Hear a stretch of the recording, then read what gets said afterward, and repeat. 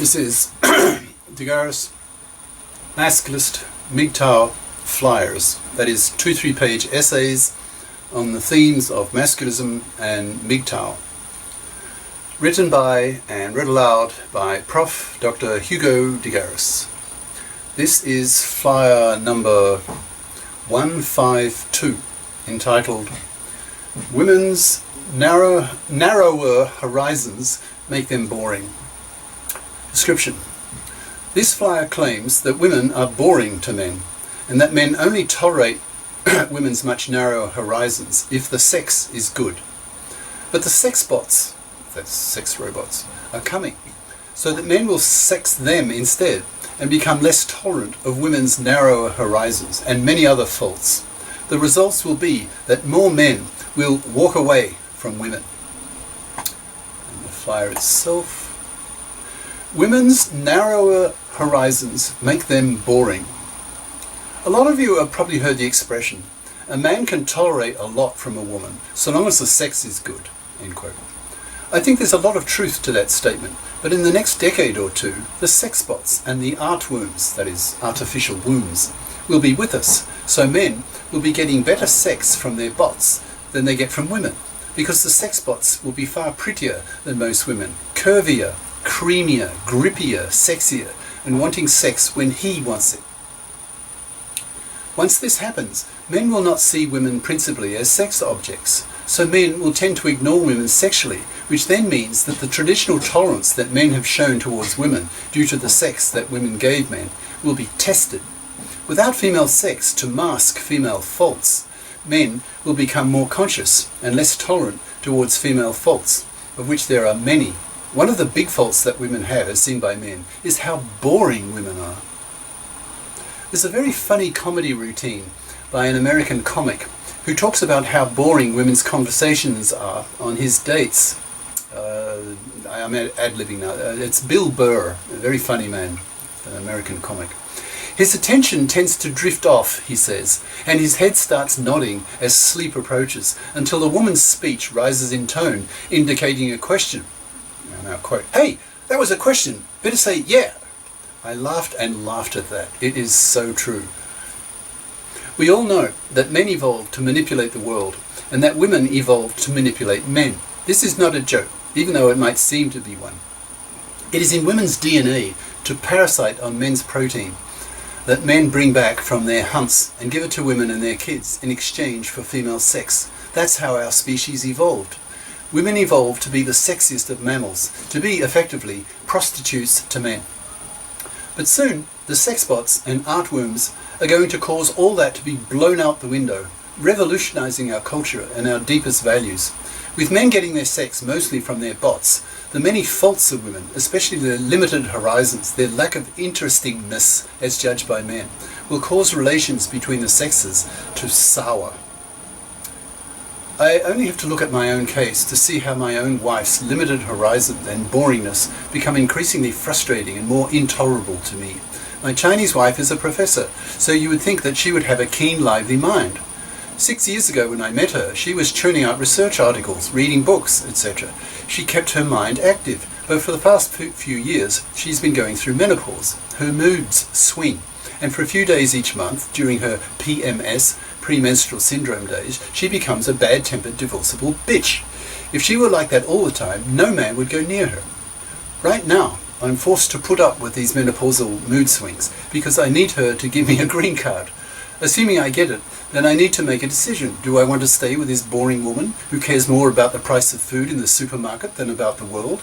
I tell myself, wait for a while until her menopause has truly finished, her periods stop, and she calms down, with her hormones more like a man's, that is, not following a monthly cycle, so the woman can be calm and think more rationally like a man, without being a monthly slave to her hormones the way reproductive women are, especially in the PMS days before she starts bleeding.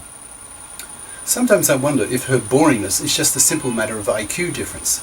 Research shows that couples with a greater than 5 IQ points difference are unlikely to survive. Couples are thus very sensitive to IQ differences. Another question I have is that perhaps it's her Chineseness that makes her so boring to me, so uninteresting. China is, after all, an intellectually sterile culture. It has no world-class intellectuals, sages as I call them, on the world stage pushing their original ideas. It has won one pathetic science Nobel Prize, and it is ultra-conservative, being the only country in the world that does not use an alphabet. It is a freak nation that way. I find it puzzling that a professor woman can pass her time watching 80 IQ soaps on her iPad every day. Is her mind switched off? Maybe, due to the menopause. Perhaps she will bounce back to her old self that I knew 6 years ago, or maybe her current state will remain her future state. I'll just have to wait and see. I read that menopausal women suffer from fatigue, both physical and mental, and they have hot flushes and mood swings, so hopefully her current state is temporary and that things will improve. I think I wrote this 2 years ago. No change. So I'm becoming increasingly cynical. If I get my green card, then probably I will go full MGTOW. If not, then I don't see myself staying with this bad-tempered, boring, limited, horizoned female. I'd rather live alone and not have to be bothered by her female moodiness and lack of interest in the world. She doesn't give a shit about who I am or what I am. She only cares about how much money I have, which is something I piss on. In the form of a masculinist slogan that I've been using lately, quote, "I'm more than a cash machine, you bitch." So probably what I'll do is nothing for a year or so, and wait to see what she becomes when her menopause finishes. If she becomes calm and her brain switches on again, then I will see her less negatively and might decide to stay with her to get a bit of company that I would not get if I go totally MGTOW. My father has been MGTOW for 3 decades, and he seems quite happy. I asked him decades ago when he was visiting me in Japan, where I was living at the time, quote, "Dad, do you prefer living alone?" He replied that once his libido dried up by the time he was 70, he had no need for women sexually, so in effect, he had no need for women, period. He had a very bad experience with my mother, who was a real bitch, ambitious, hypergamous.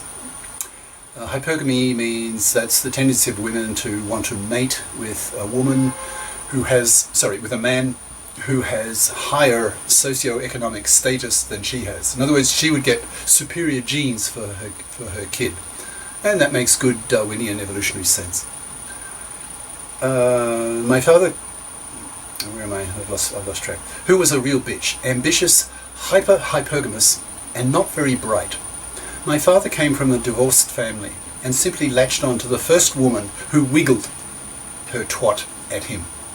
It was a match made in hell. She was not bright enough for him and felt mentally pressured by him, by me and my younger sister, who were all a lot brighter than she was. Only my brother was near her level, and his life record shows it. He was a gutsy, ambitious entrepreneur who went bankrupt 3 times in his life. He had the guts to start businesses and was quite wealthy at times, but did not have the sustained ability to make it long term. Only my doctor's sister is truly financially very well off, worth about 5 million, like my father, who knows how to invest. So my father has chosen to be MGTOW for the past 30 years, since the death of his wife, my mother. I may go the same way. Why put up with female intellectual horizons, or the lack of them? Intellectually, I don't take women seriously. The female contribution to world intellect is negligible, a mere 1% or so. Women have won 1% of the Science Nobel Prizes and none of the top math prizes, Fields Medal, a Bell Prize. When I look at a physics book and I discover it's written by a woman, which rarely happens, I'm instinctively disappointed because I know the odds are high it will be only of mediocre standard because of the simple fact that the genii are males. As for math books written by women, they are far fewer. I have maybe 1,000 math books, and I think only one of them is written by a woman. If I decide to go MGTOW for the rest of my life, I will plunge into my work, which is being a global educator, studying PhD level pure math and math physics, and then making YouTube lecture courses in these topics for the world for free, which I believe is something pioneering and significant. I get intellectual orgasms from mastering and clicking a difficult concept or proof. So doing this for a few more decades, if I can live that long, will be quite fulfilling. I've read that about 40% of women in the US over 40 live alone. So that probably means about as many men also live alone. That does not surprise me too much. When women lose their sexual attractiveness, as the MGTOW say, hit the wall, men lose interest in them sexually. And given women's faults, their nagging, their fatness, their bad temper, their boringness, their limited horizons, their parasitism, men often choose to have nothing to do with them. So these second harbour women rot on the shelf, living alone and not very happy. Many second harbour, that is older than 40 years old, men choose to live alone. Fourth quarter men, that's older than 65, have dried up libidos, so probably a higher proportion of them are less prepared to put up with women's faults than first harbour men, that is less than 40 years old, and prefer to live alone, like my father, and for similar reasons. I may go the same way. I would like to have a relationship with a woman who was a sage, that's intellectual, who is interested in ideas and appreciates me for loving ideas. But my current Chinese wife hasn't a clue. She sees me only as a cash machine who does not dispense much cash, so fuck her. Or rather, someone else can fuck her. Or better still, and most probably given her age and her fatness, no man will fuck her, and she will live alone for the remaining 30 years of her life. It's frustrating living with someone who is blind to what one values most highly, in my case, ideas. I divorced my first wife because she wanted to live in Australia, which would have been a living death for me, given the country's sport-oriented anti-intellectualism. If my current wife stays as non-intellectual as she is currently, which hopefully is just a temporary menopausal problem that will disappear in a year or two, but it didn't. This is 2 years after I wrote this flyer. Then I may just walk away with green card, ! And live the life of an intellectual monk. I'll soon be 70 and, like my father, not care about women sexually. So since women nag and don't have an idea in their pretty, if young, little, definitely little, heads, then let some young men, in brackets, fuck them. I'm out of here. I may go MGTOW for the next 20, 30 years of my life, if I can live that long. My father's 97, now he's 98, and may get to 100. Playing with ideas, the love of my life, is far better being a MGTOW, doing what one loves, than being a manslave to some bloody fluffy. Cheers. Prof. Dr. Hugo de Garis. Email profhugodegaris@yahoo.com. Website profhugodegaris.wordpress.com. YouTube channel name De Garis, Masculist, MGTOW, Flyers. Ciao.